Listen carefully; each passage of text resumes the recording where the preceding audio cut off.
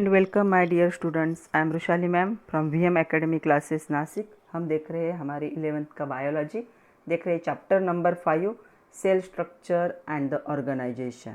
आज इसका है लेक्चर नंबर 3। आज के लेक्चर में हमें देखना है cell wall, cell membrane and cytoplasm. अभी हम इससे आगे सारे ईकैरियोटिक सेल की बात कर रहे हैं जो प्लांट एनिमल में प्रेजेंट होता है। तो उसके 3 पार्ट के बारे में हमें आज डिटेल देखना है। सेल वॉल जो कि सेल वॉल बॉडी सेल के बाहर प्रेजेंट होती है, एनिमल सेल में एब्सेंट होती है, प्लांट सेल में प्रेजेंट होती है।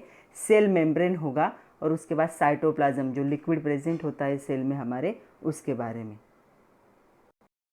तो चलो स्टार्ट करते हैं first with cell wall, lecture number 3 chapter number 5 cell structure and organisation 11th biology with VM academy Nashik. तो सेल वॉल क्या होता है, तो पहले मैं आप लोगों को डायग्राम दिखा देती हूँ। उसमें हम देख लेते हैं सेल वॉल क्या है, सेल मेम्ब्रेन क्या है और साइटोप्लाज्म क्या है। तो चलो इस डायग्राम में देखो, जो बाहर का ग्रीन कलर का सबसे डार्क वाला जो दिख रहा है लेयर, उसे कहा जाएगा सेल वॉल। तो उसके बारे में आज हमें बात करनी है पहली।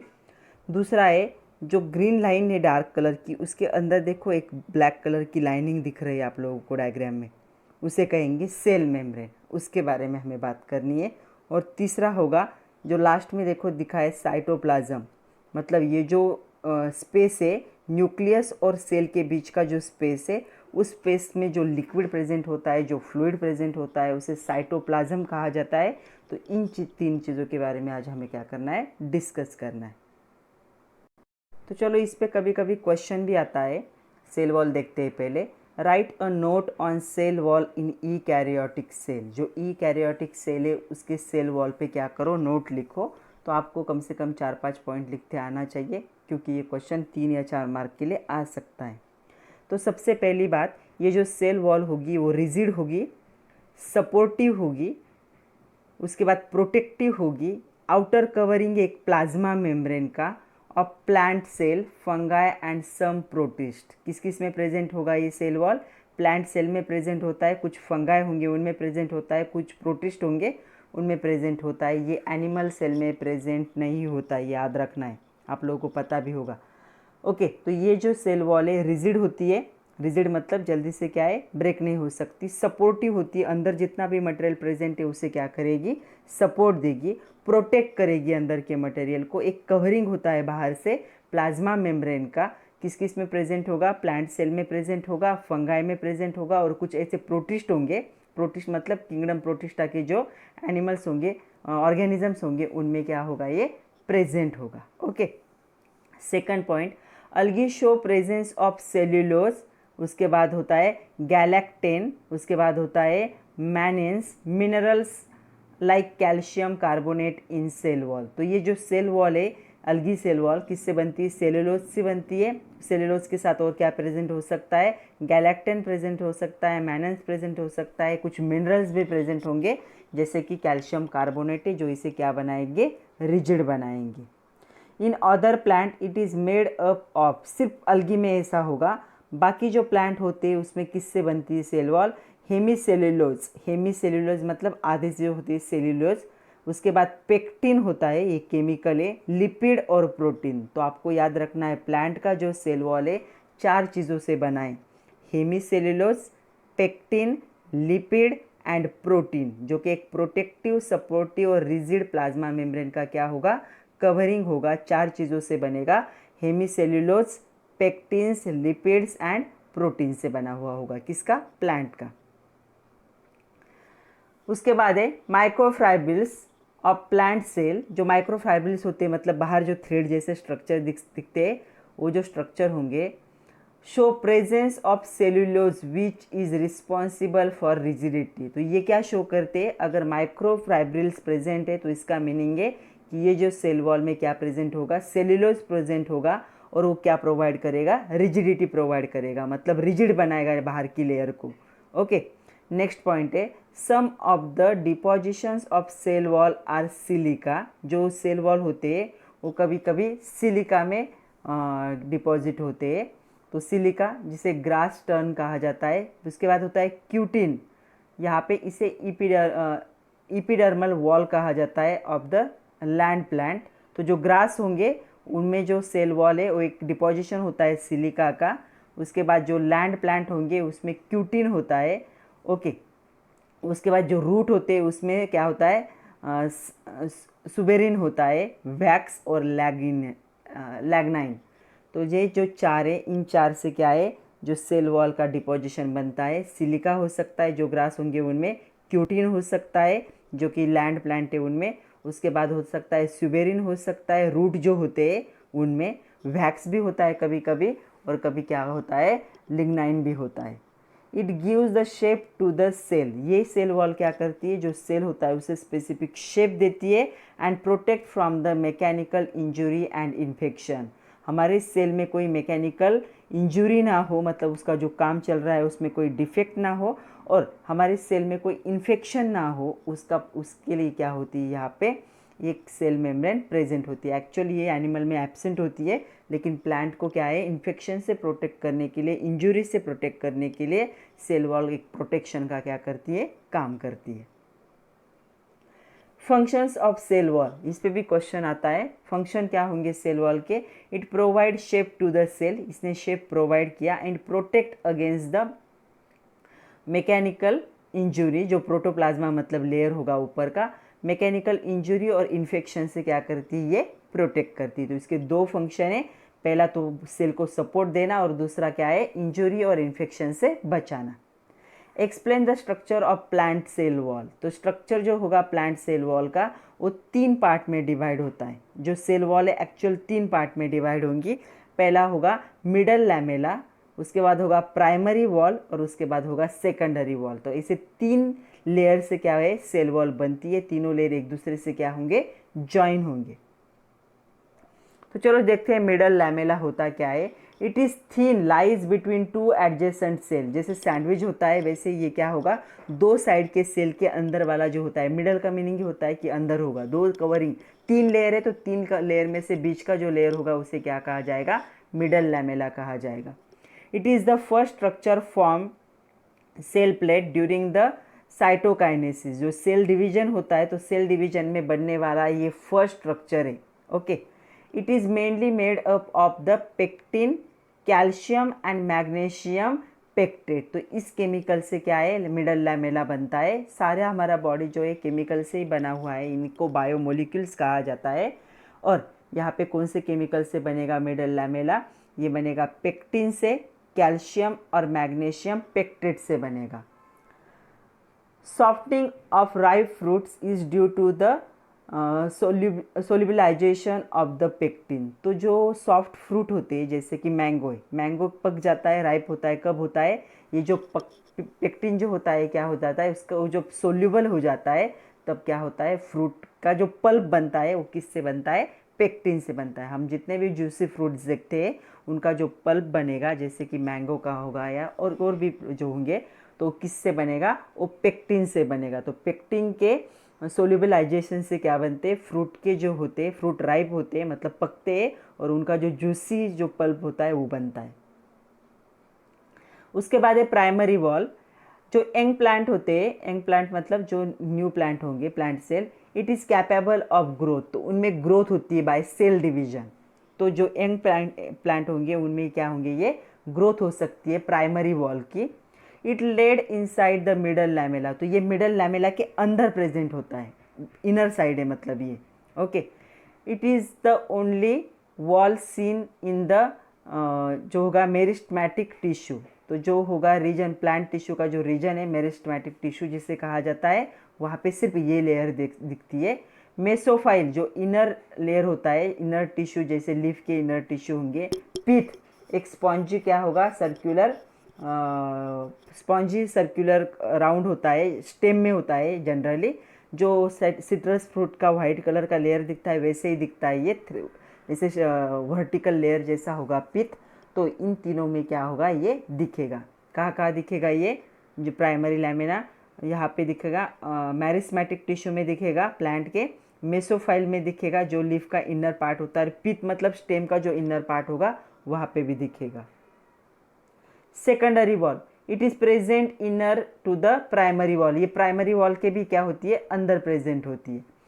One of the growth of primary wall stop, secondary wall is laid. जब प्राइमरी वॉल की जो होगी ग्रोथ कंप्लीट हो जाती है तब सेकेंडरी वॉल बनना स्टार्ट होता है, तब तक सेकेंडरी वॉल नहीं बनती है। At some places thickening is absent which leads to formation of the pith. तो होल बन जाता है, कभी कभी सेकेंडरी वॉल का जो फॉर्मेशन है वो स्टॉप हो जाता है, एब्सेंट होता है, तो उसकी वजह से पिथ बन जाता है।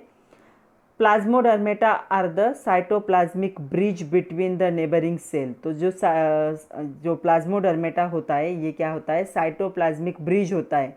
जो दो नेबरिंग सेल होते हैं उन नेबरिंग सेल में अगर एक दूसरे में कुछ ट्रांसफ़र करना है तो वो ट्रांसफ़र कर सकते हैं थ्रू दिस प्लाज्मोडर्मेटा। तो एक ब्रिज होगा, या सपोज पानी अगर लांग के जाना है तो क्या होता है, ब्रिज होता है। वैसे ही दो सेल को अगर ज्वाइन करना है तो दो सेल को जो ज्वाइन करता है ब्रिज, उसे क्या कहा जाता है, प्लाज्मोडर्मेटा कहा जाता है। It shows the pore between cell wall and the middle lamella. तो छोटे छोटे होल्स होते हैं, उस होल से क्या होता है, मटेरियल एक सेल से दूसरे सेल में क्या हो सकता है, ट्रांसफ़र हो सकता है फॉर ग्रोथ पर्पज़। तो देखो यहाँ पे जो ऊपर का ग्रीन कलर का दिख रहा है, यहाँ पे देखो, नहीं यहाँ पे ही देखो, तो ऊपर का जो ग्रीन कलर का दिख रहा है उसे कहेंगे मिडल लैमेला। जो अंदर का जो हॉलो पार्ट जैसे दिख रहा है उसे प्राइमरी सेल वॉल कहा जाएगा। उसके नीचे लिपिड बाइलेयर है प्लाज्मोडर्मेटा का, उसमें होल होते हैं। जो ऐसे रॉड जैसे शेप में दिख रहा है उसे क्या कहेंगे, उसे कहा जाता है सेल्यूलोज माइक्रोफाइब्रिल। ओके, जो ब्लैक कलर के थ्रेड जैसे स्ट्रक्चर है उसको पेक्टिन कहा जाता है। उसके बाद जो रेड कलर के स्ट्रक्चर है उसे हेमिसेल्यूलोज कहा जाता है। और जो राउंडेड शेप दिख रहे हैं ग्रीन कलर के वो क्या है, प्रोटीन इन प्लाज्मा मेम्ब्रेन। तो प्लाज्मा मेम्ब्रेन में प्रोटीन प्रेजेंट होता है, तो ऐसे क्या होंगे, 3 लेयर होंगे। या फिर यहाँ पे देख लो, मिडल लेयर होगा, उसके बाद होगा प्राइमरी सेल वॉल होगी, उसके बाद होगा नीचे का प्लाज्मा मेम्ब्रेन, मतलब जिसे सेकेंडरी कहा जाता है। ओके, ये सोल्यूबल प्रोटीन होते हैं जो क्या है, पल्प में कन्वर्ट होंगे। यहाँ पे अगर अच्छे से समझ में आए तो यहाँ पे देखो दोनों डायग्राम सेम है, पहले आपके टेक्स्ट बुक की डायग्राम थी। कुछ क्वेश्चन भी आते हैं इसमें। Plant have no circulatory system, plant में कोई भी सर्कुलेटरी सिस्टम नहीं होती। Then how cell manage intracellular transport. तो इंट्रासेलुलर ट्रांसपोर्ट कैसे होता है, एक सेल से अगर दूसरे सेल में कुछ ट्रांसफ़र करना है तो वो कैसे होता है, अभी बताया मैंने। Plasma cell shows the presence of plasmodesmata, plasmodesmata होते हैं उनमें present, which are cytoplasmic bridge between neighbouring cell. तो वो ब्रिज का काम करते हैं दो सेल के बीच में। अगर एक सेल से दूसरे सेल में कुछ ट्रांसफ़र करना है तो हमारे बॉडी में सर्कुलेटरी सिस्टम से होता है, लेकिन प्लांट में होगा by the plasmodesmata. This open channel through the cell wall connected the cytoplasm of adjacent plasma cell and allow water, small solute and some large molecules to pass between the cell। तो ये क्या करता है, एक channel बना लेता है, मतलब एक ब्रिज जैसा बना लेगा दो एडजेसेंट सेल के साइटोप्लाज्म में। जो लिक्विड प्रेजेंट होता है सेल में उनमें, तो वो एक सेल से दूसरे सेल में वाटर भी ट्रांसफ़र कर सकते हैं, स्मॉल सोल्यूट भी ट्रांसफ़र कर सकते हैं, या कुछ लार्ज मोलिक्यूल को भी क्या कर सकते हैं, एक सेल से दूसरे सेल में वो पास कर सकते हैं। In this way, through plant have no circulatory system, though the plant have no circulatory system, plant cell manage intracellular transport with help of plasmodermata। तो MCQ पॉइंट है, याद रखना है। प्लांट सेल में जो होता है ट्रांसपोर्ट एक सेल से दूसरे सेल में, वो होगा विथ हेल्प ऑफ प्लाज्मोडर्मेटा। कभी कभी एग्जाम में ऐसा भी क्वेश्चन आता है, draw a well label diagram of cell which perform the photosynthesis and has large central vacuole. तो जिसके पास लार्ज सेंट्रल वैक्यूल होगा उसके बाद जो सिंथेसिस करेगा उसकी डायग्राम ड्रॉ करो। तो आपको ड्रॉ करनी है डायग्राम ऑफ प्लांट सेल। तो ये प्लांट सेल की डायग्राम है, ये आपके नोटबुक में ड्रॉ करोगे। आपके टेक्स्ट बुक में भी दी डायग्राम वो देखो या ये देखो, दोनों सेम है डायग्राम। वो थोड़ी ब्लर है इसलिए मैंने आप लोगों को ये दिखाई, दोनों सेम है। तो डायग्राम आपको नोटबुक में एक बार क्या करनी है, ड्रॉ करनी है। तो इसके सारे अच्छे से देख लो। सेल वॉल प्रेजेंट होता है, सेल मेम्ब्रेन प्रेजेंट होता है, गोल्गी अपैरेटस ऑरेंज कलर का दिख रहा है। उसके बाद क्लोरोप्लास्ट प्रेजेंट होंगे, क्लोरोप्लास्ट हेल्प इन फोटोसिंथेसिस। उसके बाद होगा वैक्यूल का मेम्ब्रेन होगा।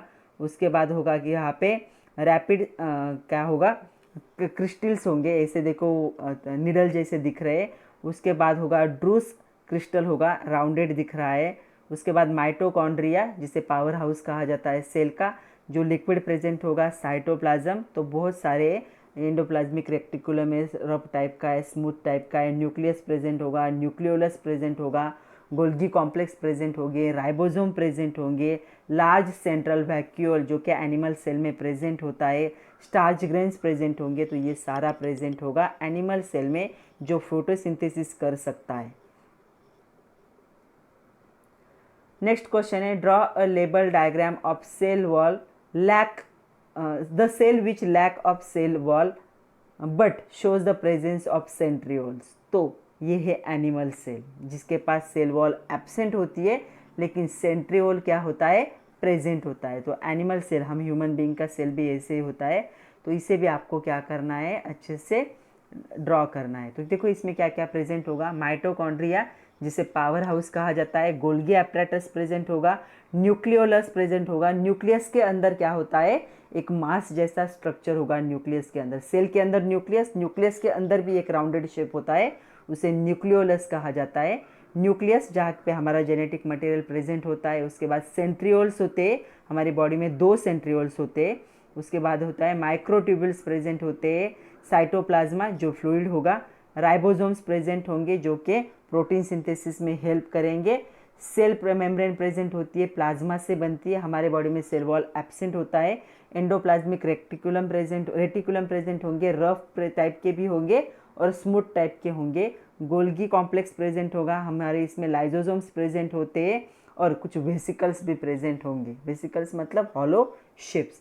तो इन सबको आपको क्या करना है, ड्रॉ करना है नोटबुक में। ऐसा क्वेश्चन आपके एग्जाम में 2 मार्क के लिए आता है। सेकंड हमें देखना है सेल मेम्ब्रेन, इसे प्लाज्मा मेम्ब्रेन भी कहा जाता है या बायो मेम्ब्रेन भी कहा जाता है। ओके, कभी कभी क्वेश्चन आता है give account of E karyotic plasma membrane, मतलब इसके बारे में इंफॉर्मेशन लिखो जितनी लिख सकते हो। ओके, तो जो मेम्ब्रेन होगा सेल वॉल के अंदर प्रेजेंट होता है प्लांट सेल में, और एनिमल सेल में सबसे बाहर वाला जो लेयर होता है वो क्या होता है, सेल मेम्ब्रेन ही में होता है। उसे प्लाज्मा मेम्ब्रेन कहते हैं क्योंकि एनिमल सेल में सेल वॉल क्या होता है, एब्सेंट होता है। ओके, सो इस पे हमें क्या करना है, इंफॉर्मेशन लिखना है। तो पहला पॉइंट देखो, इट इज़ थिक। उसके बाद एक क्वाजी फ्लूइड, क्वाजी फ्लूइड मतलब पार्शियली सॉलिड होगा, पार्टली क्या होगा, फ्लूइड जैसा होगा। Structure present both extracellular and intracellularly. Extracellularly होगा एनिमल सेल में और इंट्रा सेलुलरी होगा प्लांट सेल में। इंट्रा मतलब जो सेल वॉल के अंदर प्रेजेंट होगा और एक्स्ट्रा मतलब सबसे बाहर वाला। तो एनिमल सेल में एक्स्ट्रा सेलुलर हो गया और प्लांट सेल में ये क्या हो गया, इंट्रा सेलुलर, सेल वॉल के अंदर प्रेजेंट होगा। Extracellularly, it is present around the protoplast, and intracellularly, it is present around most of the cell organelle in the eukaryotic cell. तो एक्स्ट्रा सेलुलर कब होगा, जब प्रोटोप्लाज्म के अराउंड प्रेजेंट होगा, और इंट्रासेलुलर कब होगा, जब ये क्या होगा, सेल ऑर्गेनेल जो होता है यूकैरियोटिक सेल के उसके अराउंड जब प्रेजेंट होगा तब। It is separate cell organelle from cytosol. तो साइटोसोल को सेल ऑर्गेनिज्म से सेपरेट करने का काम कौन करता है, ये करता है, जिसे कहा जाता है सेल मेम्ब्रेन। ये जो सेल मेम्ब्रेन है इसका थिकनेस अबाउट 75 एंगस्ट्रॉन्ग होगा। Under electronic microscope cell membrane appears trilaminar, मतलब 3 लेयर से बना हुआ दिखता है। अगर इलेक्ट्रॉन माइक्रोस्कोप के नीचे देखोगे तो सेल मेम्ब्रेन 3 लेयर से बना हुआ दिखेगा। It shows the presence of lipid, mostly phospholipid इसमें प्रेजेंट होता है, जो 2 लेयर में प्रेजेंट होता है। 2 लेयर एक दूसरे पे क्या होंगे, एडजेसेंट होंगे, लिपिड्स कहा जाता है, इसे फॉस्फोलिपिड्स भी कहा जाता है। 2 लेयर में क्या होता है, ये प्रेजेंट होता है। Lipids possess 1 hydrophilic polar head and water lover कहा जाता है उसे, एंड अदर हाइड्रोफोबिक जो पानी से दूर रहना पसंद करेगा, नॉन पोलर टेल। तो जो लिपिड होते हैं, लिपिड 2 पार्ट में डिवाइड होता है। लिपिड का एक हेड होता है और एक टेल होता है। हेड राउंडेड होता है और हेड क्या होगा, वाटर लवर, मतलब ये पानी की तरफ जाने वाला होता है। और इसका जो टेल होता है ना, वो थोड़ा सा ऐसे वर्टिकल होता है, और ये क्या है, हाइड्रोफोबिक, मतलब पानी से दूर रहना पसंद करता है। नॉन पोलर टेल कहते हैं। जो पानी की तरफ जाएगा उसे पोलर कहा जाएगा, जो पानी से दूर रहेगा उसे नॉन पोलर कहा जाएगा। सो फॉस्फोलिपिड्स आर द होगा एम्फीफैटिक। एम्फीफैटिक मतलब उसका आधा पार्ट पानी की तरफ जाता है और आधा पार्ट पानी से दूर रहना चाहता है। Lipid molecules are arrange in 2 layer. Bilayer में लिपिड मॉलिक्यूल क्या होते हैं, अरेंज होते हैं in such way that their tail are sandwich between the head. तो इनकी टेल जो होती है हेड के बीच में क्या हो जाती है, सैंडविच हो जाती है। Due to this tail never come in direct contact with aqueous surrounding. वो तो क्या है, टेल क्या है, हाइड्रोफोबिक है, पानी से दूर रहना पसंद करती है, इसलिए कभी पानी के कॉन्टैक्ट में नहीं आती।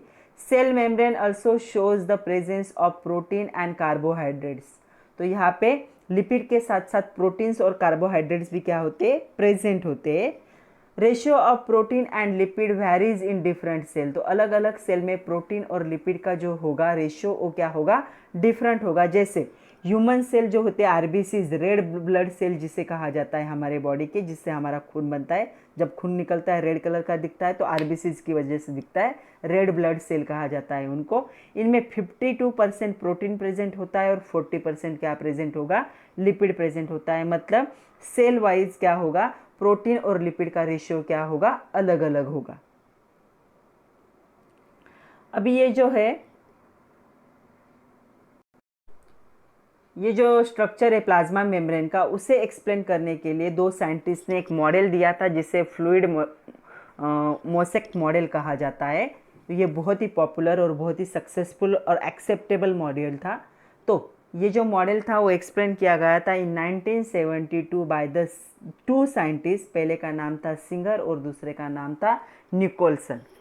तो वो मॉडल को एक बार देख लेते। It is most accepted model for the cell membrane. तो सेल मेम्ब्रेन का मॉडल बनाया था इन दोनों ने। According to this model plasma membrane is made up of phospholipid bilayer and protein. जो 3 लेयर होंगे, इन 3 में से 2 लेयर फॉस्फोलिपिड के होंगे और 1 लेयर क्या होगा, प्रोटीन का होगा। ये क्या था, 3 लेयर से बना हुआ था क्या, प्लाज्मा मेम्ब्रेन। तो 2 लेयर होंगे फॉस्फोलिपिड के और 1 लेयर होगा प्रोटीन का। Proteins are embedded in the lipid membrane. जैसे कि पानी में मतलब सी में आइसबर्ग होता है, वैसे ही क्या होगा यहाँ पे प्रोटीन लिपिड में प्रेजेंट होगा। तो प्रोटीन लिपिड में ऐसे प्रेजेंट होगा जैसे कि सीज जो होते हैं, ओशन जो होते हैं, उनमें आइसबर्ग जैसे प्रेजेंट होता है, वैसे ही स्ट्रक्चर यहाँ पे दिखेगा। Protein can change their position. तो प्रोटीन फ्री है, वो अपनी पोजीशन क्या कर सकते हैं, चेंज कर सकते हैं। जैसे आइसबर्ग एक जगह से दूसरी जगह पे मूव कर सकते हैं सीज में, वैसे प्रोटीन भी क्या कर सकते हैं, अपनी पोजीशन चेंज कर सकते हैं। सी इन डायग्राम। तो यहाँ पे देखो, जो यहाँ पे ऊपर दिख रहा है प्रोटीन ब्लू कलर का, आइसबर्ग जैसा दिख रहा है, और जो आप लोगों को ब्राउन कलर का दिख रहा है वो ब्राउन कलर का क्या है, पूरा लिपिड है, 3 लेयर से बना हुआ होगा। तो इसलिए कहा जाता है जैसे सी में आइसबर्ग होते हैं वैसे ही लिपिड में प्रोटीन दिखेंगे, इसे कहा जाएगा द मॉडल। यहाँ पे देखो, यहाँ पे अच्छे से दिखेगा। ये जो राउंडेड दिख रहे हैं फॉस्फोलिपिड है, उसके बाद जो रेड कलर का या पिंक कलर का दिख रहा है वो चैनल प्रोटीन है, उसके बाद वो कैरियर प्रोटीन है, उसके बाद यहाँ पे होगा ग्लाइकोप्रोटीन। अलग अलग प्रोटीन जैसे आइसबर्ग जैसे, और नीचे का पूरा जो लेयर है वो क्या होगा, यहाँ पे फॉस्फोलिपिड्स होगा। यहाँ पे मैंने देखो 2 टेल्स बताए थे। फॉस्फोलिपिड जो होते हैं लिपिड का, ऊपर का राउंडेड जो हेड होता है पोलर कहते हैं इसे, या इसे हाइड्रोफिलिक कहा जाता है। हाइड्रोफिलिक मतलब वाटर लवर, वाटर की तरफ जाएगा। और ये नीचे का फैटी एसिड से बना हुआ जो है उसे नॉन पोलर एरिया कहा जाएगा, जो हाइड्रोफोबिक होगा। हाइड्रोफोबिक मतलब पानी से दूर। तो हेड और टेल 2 पार्ट में क्या होते हैं, लिपिड प्रेजेंट होते। तो अगर आप देखोगे यहाँ पे स्ट्रक्चर में सारे बाहर की तरफ हेड प्रेजेंट है, क्योंकि हेड क्या है यहाँ पे हाइड्रोफिलिक है, पानी की तरफ क्या है, प्रेजेंट रहना पसंद करता है। तो ये जो अरेंजमेंट देखोगे ऊपर, तो सारे राउंडेड स्ट्रक्चर बाहर की तरफ है, मतलब हेड क्या है, बाहर की तरफ है। और जो थ्रेड जैसे स्ट्रक्चर सारे अंदर की तरफ चले गए, तो वो क्या है, नॉन पोलर टेल से वो क्या होते हैं, हाइड्रोफिलिक, तो वो अंदर चले जाते हैं। और हेड जो होते हैं लिपिड के वो बाहर रहते हैं। तो हेड होंगे हाइड्रोफिलिक, पानी की तरफ जाने वाले पोलर, और टेल होंगे हाइड्रोफोबिक, पानी से दूर रहने वाले नॉन पोलर। इसलिए ऐसी अरेंजमेंट हो जाती है। Some proteins are intrinsic, it occurs at different depth of bilayer. तो कुछ क्या होते हैं इंट्रेंसिक, मतलब अंदर प्रेजेंट रहने वाले होते हैं प्रोटीन, जो डेप्थ होती है अंदर तक बायलेयर की, उतने अंदर तक वो क्या होते हैं, प्रेजेंट होते हैं। The span the entire thickness of the membrane are called trans membrane protein. तो जो पूरा थिकनेस होगा मेम्ब्रेन का उसे क्या कहा जाता है, ट्रांस मेम्ब्रेन प्रोटीन। मतलब जितने डेप्थ तक प्रोटीन गया है उसे क्या कहा जाएगा, ट्रांस मेम्ब्रेन कहा जाएगा। नेक्स्ट है they form channel for the passage of water. Water को पास करने के लिए उनके पास क्या होता है, चैनल होता है। मतलब क्या होंगे, ऐसे आउटलेट होंगे पाइप जैसे। इंट्रिंसिक और peripheral protein are found on two surface of the membrane. जो इंट्रिंसिक होते हैं बाहर के, या पेरीफेरल मतलब सर्कल का जो बाहर का पार्ट होता है उसे पेरीफेरी कहा जाता है। वो जो पार्ट होगा वहाँ पे क्या होंगे, दो सरफेस होंगे मेम्ब्रेन के। जो क्वासी फ्लूइड नेचर होता है लिपिड का enable lateral movement of protein. तो क्वासी फ्लूइड मतलब सॉलिड लिक्विड का जो मिक्सचर होता है वो क्यों होता है, ताकि प्रोटीन क्या है, मूव ना हो सके एक जगह से, इसलिए वैसा स्ट्रक्चर होता है लिपिड्स का। The ability of move within the membrane is measured as a fluidity. तो जो एबिलिटी होती है प्रोटीन की मूव करने की मेम्ब्रेन के अंदर, उसे फ्लूइडिटी के तौर पे क्या किया जाता है, मेजर किया जाता है। Main function of plasma membrane transport of molecule across it. एक सेल से दूसरे सेल में ट्रांसफर क्या करना है, मोलिक्यूल को अगर ट्रांसफर करना है तो प्लाज्मा मेम्ब्रेन को यूज करते हैं। This membrane is selectively permeable. Permeable मतलब ये क्या कर सकती है, उस लेयर से कोई भी मटेरियल क्या है, पास हो सकता है। परमिएबल मेम्ब्रेन कहा जाता है उसे। परमिएबल मतलब पास कर सकती है। During passive transport many molecules move across the membrane without spending energy. तो जब पैसिव ट्रांसपोर्ट होता है, एक सेल से दूसरे सेल में ट्रांसपोर्ट होता है, एक्टिव ट्रांसपोर्ट और पैसिव ट्रांसपोर्ट ऐसे दो ट्रांसपोर्ट होंगे। तो पैसिव ट्रांसपोर्ट में कोई भी एनर्जी का लॉस नहीं होता। एक सेल से दूसरे सेल में क्या है, इजीली मोलिक्यूल्स क्या है, विदाउट स्पेंडिंग एनर्जी और विदाउट लॉस ऑफ एनर्जी एक मेम्ब्रेन से दूसरे मेम्ब्रेन में जा सकते हैं। Some solute move by the simple diffusion along the concentration. कुछ फ्लूइड भी क्या होता है, एक सेल से दूसरे सेल में चला जाता है। जैसे हायर कॉन्सेंट्रेशन से लोअर कॉन्सेंट्रेशन में चला जाएगा तो इसे डिफ्यूजन कहा जाता है। तो कुछ जब ट्रांसफ़र होता है तब कुछ सोल्यूट भी एक सेल से दूसरे सेल में चला जाता है। Natural solutes may move across the membrane by the process of simple diffusion. It is called as passive transport. तो पैसिव ट्रांसपोर्ट किसे कहा जाता है, जब एनर्जी का लॉस नहीं होता तो एक सेल से दूसरे सेल में क्या है, न्यूट्रल सोल्यूट भी क्या होता है, चला जाता है। जैसे कि वाटर क्या होता है, मूव होता है। वाटर भी न्यूट्रल ही है, वो भी मूव होता है एक सेल से दूसरे सेल में। इस प्रोसेस को ऑस्मोसिस कहा जाता है। ड्यूरिंग एक्टिव ट्रांसपोर्ट, अभी एक्टिव ट्रांसपोर्ट देखते हैं। फ्यू आयंस और molecules are transported against concentration. तो कुछ आयन या मोलिक्यूल क्या होते हैं, अगेंस्ट द कॉन्सेंट्रेशन क्या होते हैं, ट्रांसमिट होते हैं, ट्रांसपोर्ट होते हैं। लोअर कॉन्सेंट्रेशन से हायर कॉन्सेंट्रेशन में वो क्या होंगे, चले जाएंगे। इनको एनर्जी की रिक्वायरमेंट होती है। तो डिफरेंस समझ लो। पैसिव जो होता है ट्रांसपोर्ट, वो होगा एक सेल से दूसरे सेल में जाना without spending energy, without losing the energy. और जो एक्टिव ट्रांसपोर्ट होता है, एक सेल से दूसरे सेल में जाना विथ लॉस ऑफ एनर्जी। उनको एनर्जी की ज़रूरत होती है। एटीपी जो होती है एनर्जी के फॉर्म में, उसे यूटिलाइज किया जाता है। As such transport energy is dependent process in which ATP is utilise. तो ये जो एक्टिव ट्रांसपोर्ट है एनर्जी पे डिपेंड होता है, इसे एटीपी यूटिलाइज की जाती है। इसे कहा जाता है एक्टिव ट्रांसफर। जब सोडियम पोटेशियम जैसे आयन को पंप करना होता है, पास करना होता है एक सेल से दूसरे सेल में, तब ये एटीपी को क्या करते हैं, ये सेल यूज़ करते हैं और उसे क्या कहा जाता है, एक्टिव ट्रांसपोर्ट।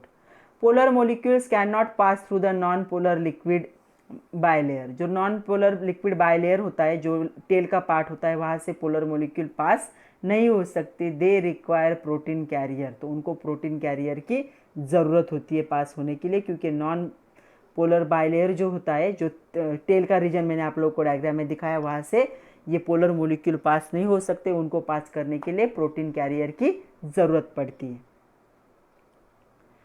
नेक्स्ट क्वेश्चन है, fluid mosaic model propose by Singer and the Nicolson replace sandwich model propose by the Danielli and the Davson. तो बाद में एक और मॉडल आया, सैंडविच मॉडल कहा जाता है। तो पहले मॉडल को दूसरे मॉडल ने रिप्लेस कर लिया। ऑफकोर्स दूसरा मॉडल क्या होगा, अच्छा होगा।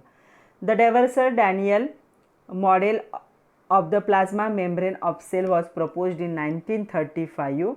दो साइंटिस्ट थे, पहले का नाम था ह्यूग डैवर्सन और दूसरे का नाम था James Danielli. The model describe the phospholipid bilayer that lies between two layer of globular protein. तो इन्होंने क्या कहा कि जो फॉस्फोलिपिड के दो लेयर होते हैं वो एक ग्लोबुलर प्रोटीन के लेयर के बीच में क्या होते, प्रेजेंट होते। This model was known as lipoprotein sandwich model. इसी मॉडल को लिपोप्रोटीन सैंडविच मॉडल कहा जाता है।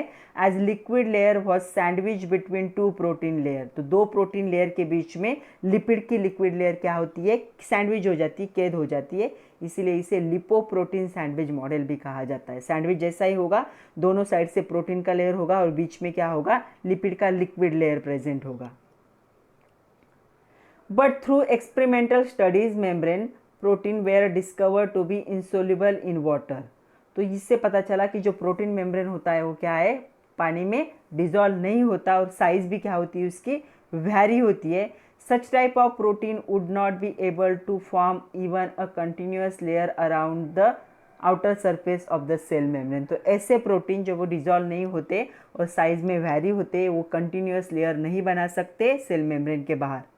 In case of fluid mosaic model, the experiment evidence from the research support even major hypothesis proposed by the Singer and Nicholson.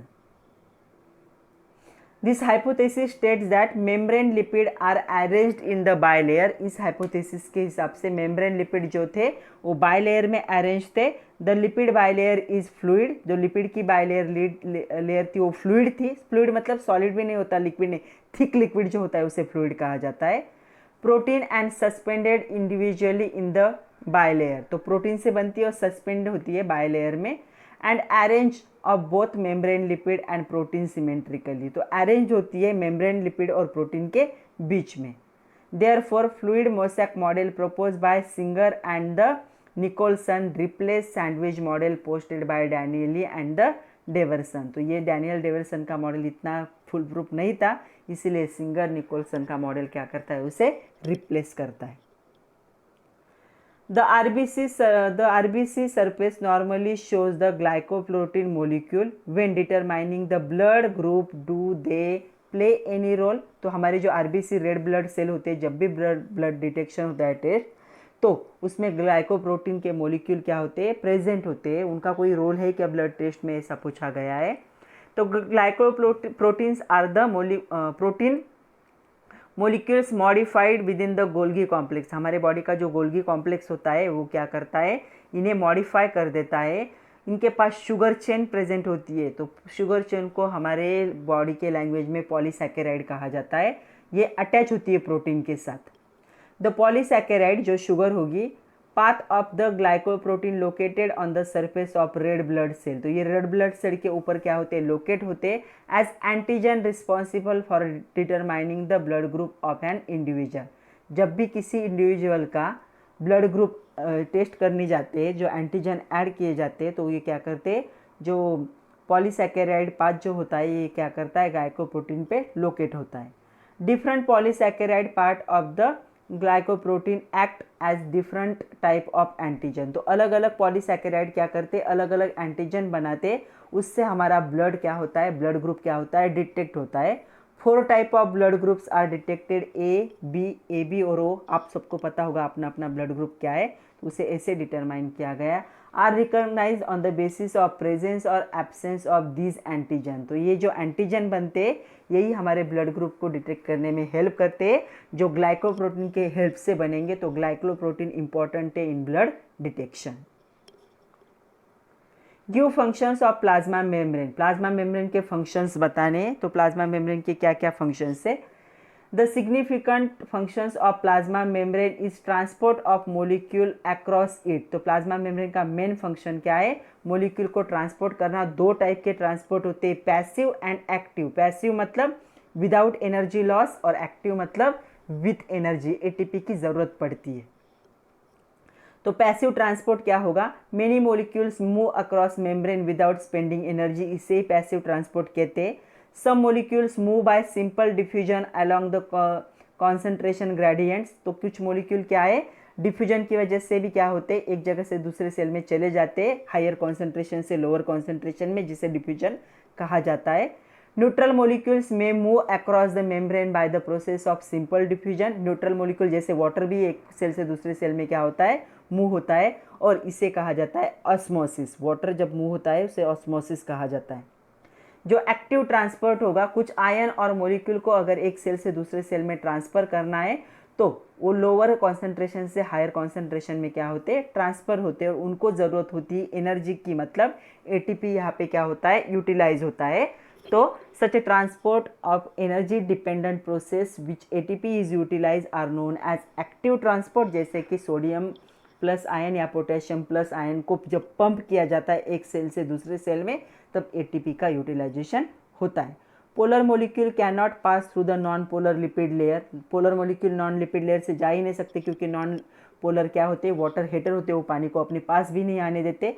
Therefore they require the protein carrier, तो उनके लिए एक special protein career membrane क्या करता है, बनाता है। Third हमें देखना है cytoplasm. Write a short note of cytoplasm in eukaryotic cell. The cell contain ground substance called cytosol और साइटोप्लाज्मिक मैट्रिक्स। तो साइटोसोल, साइटोप्लाज्मिक मैट्रिक्स या साइटोप्लाज्म, तीनों का मीनिंग सेल है। जेली जैसा सब्सटेंस क्या होगा, प्रेजेंट होगा। This colloidal jelly like material is not static. Static नहीं होता मतलब कॉन्स्टेंट नहीं होता। It shows the streaming movement called cyclosis. तो ये स्ट्रीमिंग मूवमेंट दिखाता है जिसे साइटोसिस कहा जाता है। The cytoplasm contain water as main component along with organic and inorganic molecules। तो ये इसमें वाटर प्रेजेंट होता है साइटोप्लाज्म, मतलब हमारे इस बॉडी के सेल में जो फ्लूइड प्रेजेंट है उसे साइटोप्लाज्म कह सकते हो, साइटोसोल कह सकते हो, या साइटोप्लाज्मिक मैट्रिक्स भी कह सकते हो, जिसमें वाटर प्रेजेंट होता है। कुछ ऑर्गेनिक और इनऑर्गेनिक मोलिक्यूल भी प्रेजेंट होते हैं, जैसे शुगर प्रेजेंट होता है, अमाइनो एसिड प्रेजेंट होते हैं, विटामिन प्रेजेंट होते हैं, एंजाइम्स प्रेजेंट होते हैं, न्यूक्लियोटाइड्स होते हैं, मिनरल होते हैं, और कुछ वेस्ट प्रोडक्ट भी प्रेजेंट होते हैं जो सेल के जो कंपोनेंट है वो बनाते हैं। तो इतने सब से क्या बनेगा, साइटोप्लाज्म बनेगा। It contains cell organelle. इसमें बहुत सारे सेल ऑर्गेनेल भी प्रेजेंट होते हैं, वो इसमें स्विम करते हैं सेल ऑर्गेनेल, जैसे कि एंडोप्लाज्मिक रेटिकुलम हो गया, गोल्गी कॉम्प्लेक्स हो गया, माइटोकॉन्ड्रिया हो गया, प्लास्टिड्स हो गए, न्यूक्लियस हो गया, माइक्रोबॉडीज हो गए, साइटोस्केलेटन हो गए। ये सारे क्या होते हैं, इसके अंदर प्रेजेंट होते हैं, माइक्रोट्यूब्यूल्स के तौर पे प्रेजेंट होते हैं। Cytoplasm act as raw material as well as seat for the various metabolic activities taking place in the cell. तो ये रॉ मटेरियल के तौर पे भी यूज होता है, और ये साइट होती है for the taking of the various reaction. यहाँ पे साइट चाहिए था, साइट फॉर वेरियस एक्टिविटीज, जो सेल में एक्टिविटीज होती है उसकी एक्चुअल साइट साइटोप्लाज्म है। It help in the distribution and exchange of material. तो ये एक डिस्ट्रीब्यूशन और एक्सचेंज मटेरियल में भी हेल्प करता है in the various cell organelle. तो मटेरियल को डिस्ट्रीब्यूट करता है, जिसको जिस मटेरियल की जरूरत होती है वो मटेरियल प्रोवाइड किया जाता है। एक्सचेंज भी होता है मटेरियल एक सेल से दूसरे सेल में, तब साइटोप्लाज्म क्या करता है, हेल्प करता है। Cell organelles are the compartment in the cell that carry out specific function. तो जो सेल ऑर्गेनेल होते हैं वो कंपार्टमेंट के तौर पे यहाँ पे क्या होंगे, एक्ट होंगे for the specific function. Nuclear membrane, endoplasmic reticulum, Golgi complex, lysosomes and various type of the vesicles and vacuoles from such a group together consider as the endomembrane system. तो endomembrane system किससे बनती है, nuclear membrane से, endoplasmic reticulum से, Golgi complex से, lysosome और vesicles and vacuoles से बनती है। Organelles having different functions are not included in endomembrane system. जिन ऑर्गेनेल्स के मतलब जो भी कॉन्स्टिट्यूएंट होंगे सेल के, इनके अलावा और कोई कैरेक्टर होंगे तो उसको एंडोमेम्ब्रेन में इन्वॉल्व नहीं किया जाता है। जैसे माइटोकॉन्ड्रिया, क्लोरोप्लास्ट, इनके अपने अपने स्पेसिफिक कैरेक्टर है, तो ये एंडोमेम्ब्रेन में इन्वॉल्व नहीं होंगे। माइटोकॉन्ड्रिया क्या है, हमारे बॉडी का पावर हाउस है। क्लोरोप्लास्ट क्या करते हैं, फोटोसिंथेसिस प्रोसेस करते, स्पेसिफिक एनर्जी को ये क्या करते, स्टोर करते, इसीलिए ये क्या है, एंडोमेम्ब्रेन का पार्ट नहीं होंगे। एंडोमेम्ब्रेन का पार्ट कौन हो सकता है, nuclear membrane, endoplasmic reticulum, Golgi complex, lysosome, उसके बाद वेसिकल्स एंड वैक्यूल्स क्या हो सकते हैं, इसका पार्ट हो सकते हैं। It divide the cytoplasm into two part. Cytoplasm दो पार्ट में डिवाइड होता है, laminar cytoplasm and non laminar cytoplasm. तो ये क्या होता है, एंडोप्लाज्मिक रेटिकुलम के बाहर होता है non laminar. Membrane of endoplasmic reticulum is continuous with the nuclear envelope. तो ये एंडोप्लाज्मिक रेक्टिकुलम की जो मेम्ब्रेन होती है, तो इस डायग्राम में देखो कंटिन्यूअस होगी किसके साथ, न्यूक्लियर एनवलप के साथ, एट वन एंड, एक ही एंड पे, end extended to the cell membrane, और दूसरा एंड उसका कहाँ पे, सेल मेम्ब्रेन पे क्या होगा, ज्वाइन होगा। It acts as intracellular supporting framework, ये एक्ट होता है इंट्रासेलुलर सपोर्टिंग फ्रेमवर्क के तौर पे, अंदर से क्या कर रहा है, ये फ्रेमवर्क सपोर्ट कर रहा है सेल को, and maintaining position of various cell organelle in cytoplasm, और अलग अलग जो ऑर्गेनेल्स प्रेजेंट है साइटोप्लाज्म में उनकी पोजीशन मेंटेन करने के लिए, नहीं तो क्या हो जाएंगे, सब हेवीनेस की वजह से एक जगह पे इकट्ठा हो जाएंगे, तो पोजीशन को भी क्या करते, ये मेंटेन करते। Explain the endomembrane system of the cell, अभी मैंने एक्सप्लेन किया, वही वापस आपको लिखना है।